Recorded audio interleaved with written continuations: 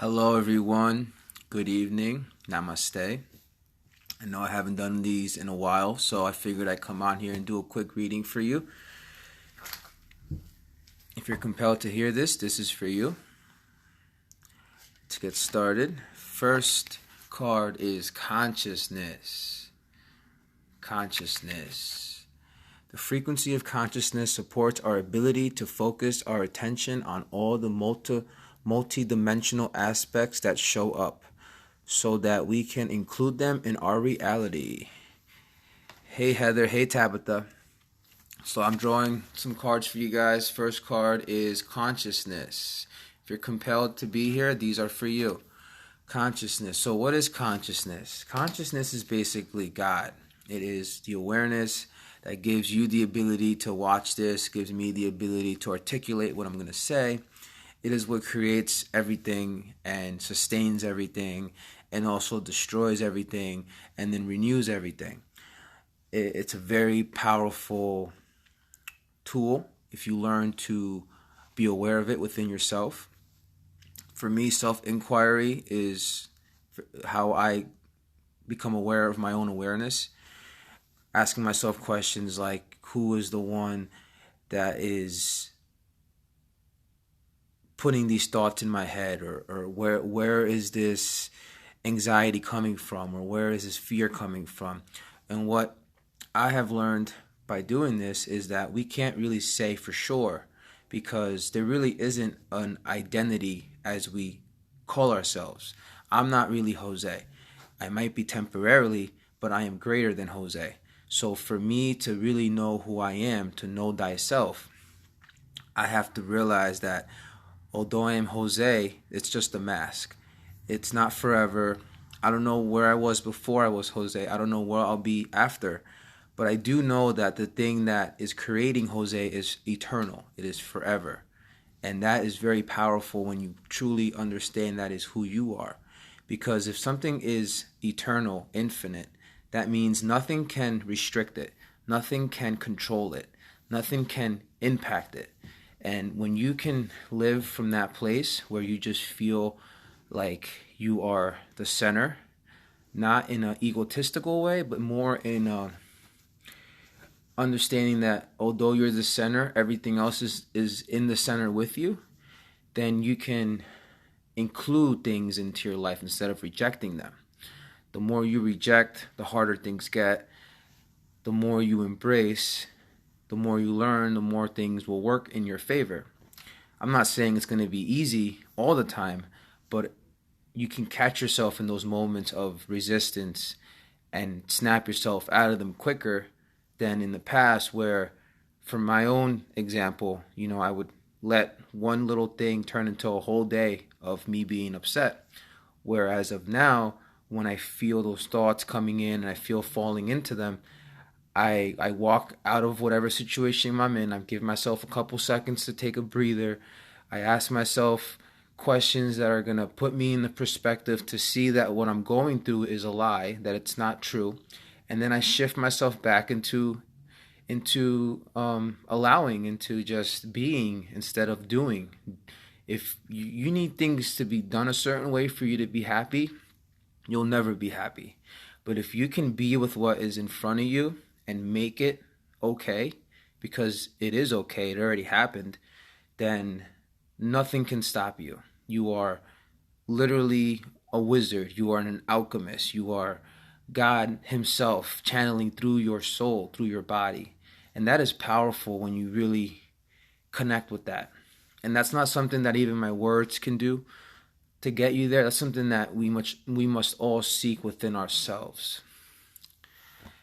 Exactly, Mulan. We must just discern. That's what discernment is. Discernment and judgment, for a long time, I felt like they were the same thing. But judgment is more of you're getting engaged in the situation, while discernment is more of you see it for what it is, but you're quick to just say, nope, not going that way. It's like when you see a pothole, you don't think about how the pothole got there and make a huge issue about the pothole. You just go around it. And that's how we got to look at life. Turn the other cheek. When things aren't going in a way that feels right in your heart, that is your cue to regroup, to retreat, and to surrender. And hopefully things will work out. Hello, Saja. All right, second card. It is hard not to get trapped into it, but I feel that the more we get good at not getting trapped, the more life will reward us. The more life will say, hey, you're doing what you got to do. You're on the right track. That's what grace is, right? To me, grace is just life telling you, I got you. I'm here.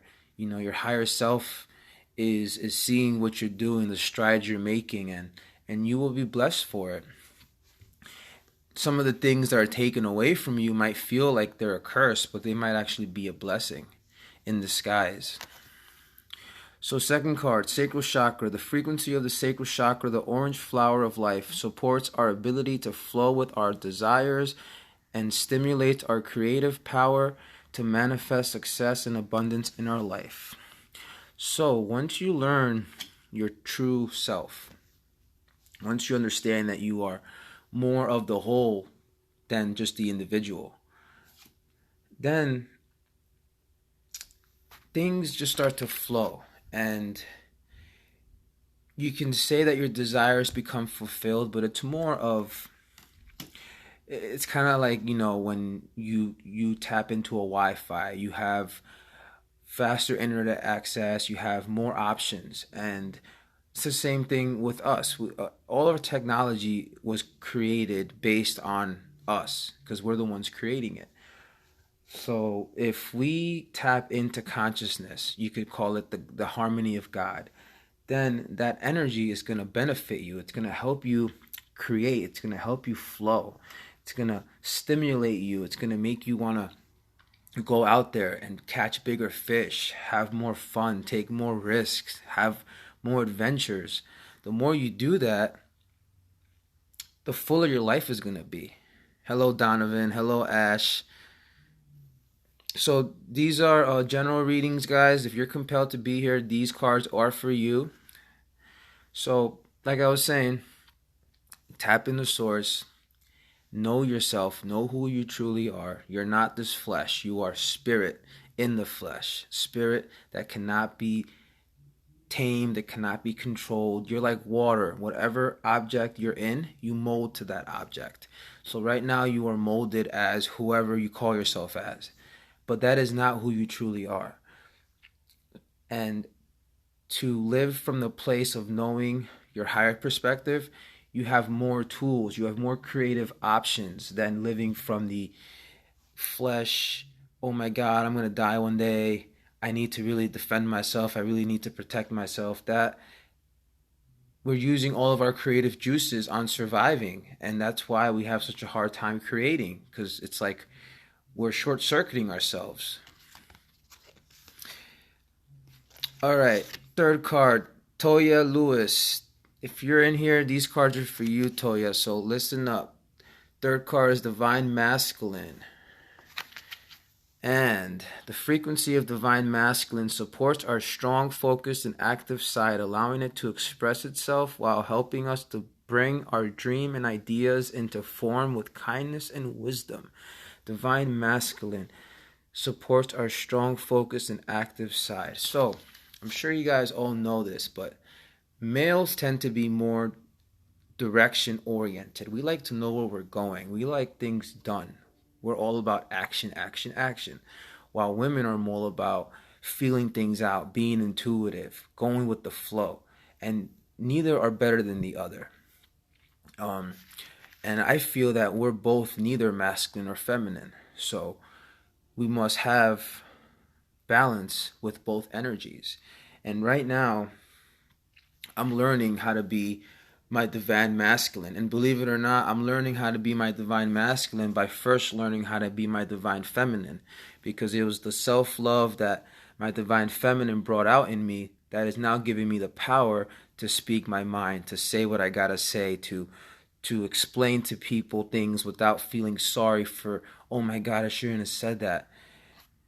We need to just trust our gut and say what we gotta say and leave it. Even if it sounds harsh sometimes, you might say things that might hurt people's feelings, but you know what?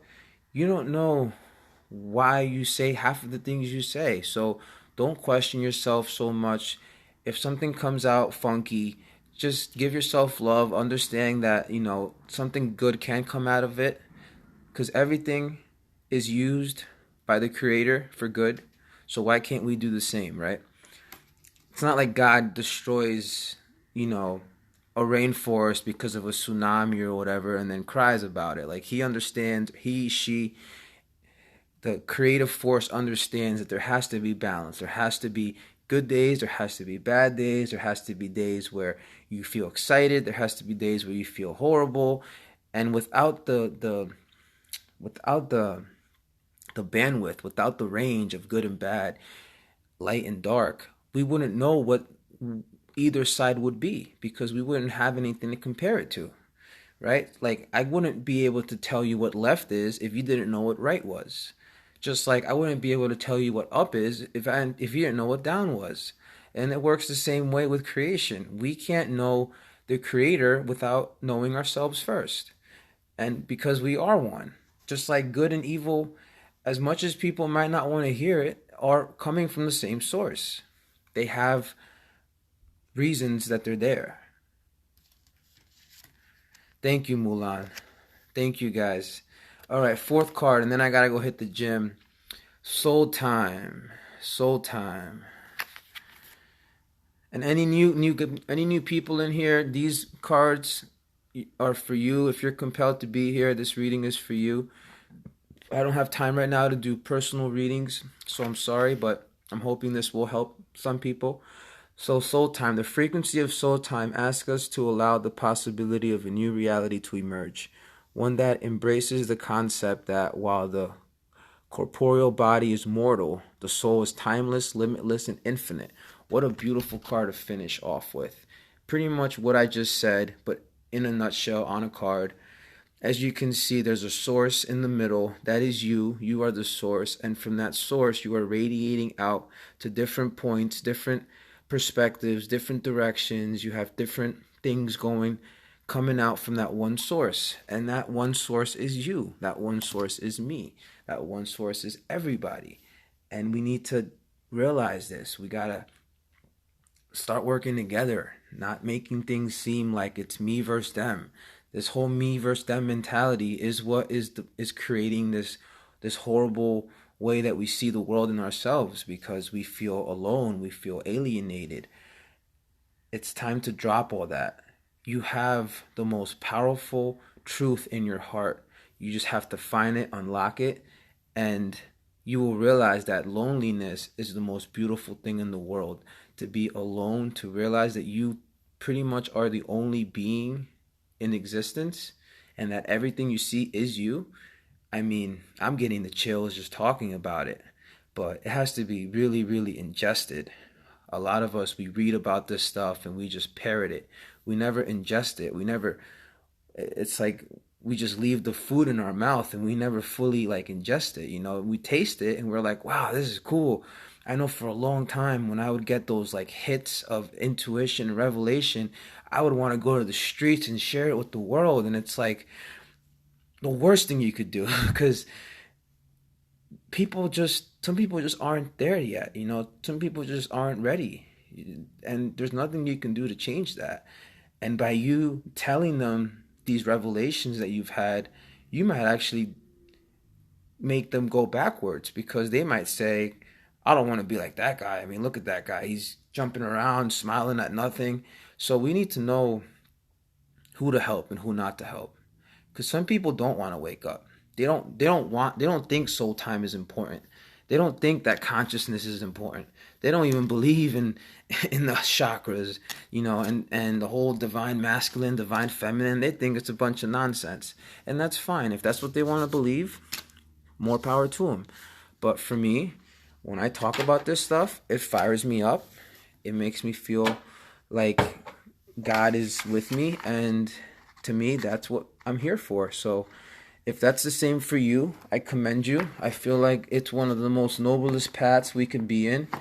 And the only way to really keep progressing is soul time, not physical time, not let me go distract my mind with the TV and with this and that. even teachings can be distracting up to a certain point.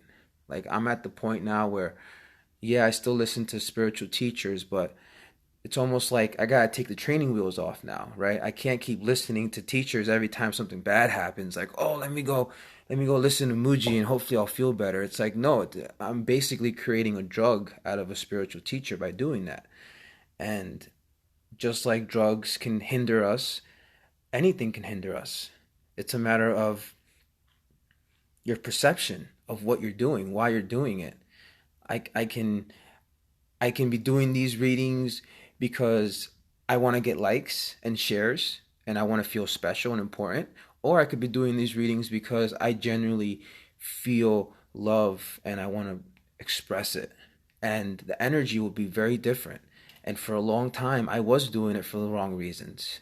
But like I said before, even the wrong reasons take you to the right places. Because eventually I was like, damn, like if I truly want to help people as I say I do, then I got to take myself out of it. I can't be there patting myself on the back every time somebody tells me a testimony of something that I helped them do. I'm not the one doing it. Like, I don't know how my heart's staying beating right now. Like, scientifically, I might, but there's definitely a force that's controlling, that's guiding all of this. And it's up to us to just realize it and stop thinking that we need to be that force because we never were. We never were. I mean, if I was truly that force, I would be able to tell you when I was going to die, when I was going to be born.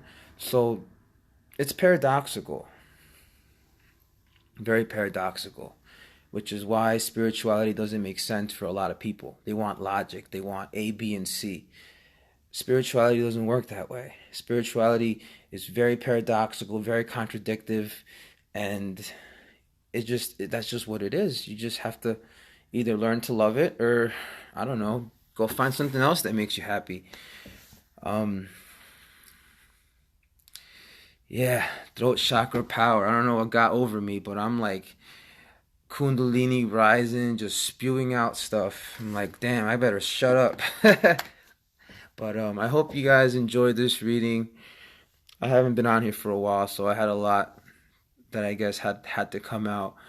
I'm in Nebraska right now. I'm doing 12-hour shifts, so it's really hard for me to get on here and do readings for you guys. So please just, bear with me. I'll be here for hopefully another like 5 weeks. But I'm going to do my best to get on here during the time that I can, all right? Me and my wife will hopefully go live via dual camera or something like that. I don't know. We'll figure something out. But much love, guys, and thank you for tuning in. I won't work too hard. Yeah, I'm gonna look after myself. It's just another phase in my spiritual growth. Is how I'm taking it. Anything can be your guru. Anything in life can be your teacher. Anything. Good, bad, don't matter. It can all teach you something. So never feel like, why is God or why is life treating me this way? Because that is the lowest of low that you can take yourself to. Instead, tell yourself, how exciting is it that God constantly gives me challenges, constantly gives me circumstances that can help me grow, help me prosper, help me be abundant inside. That is why we are here, to build a wall, smash through it, and say, that's right, I did it. Now where's the next one? That's why we're here. We're not here to be criers and whiners and wishing things to be different. So, okay, that's it. End rant. Love you guys. Namaste. Till next time. Peace.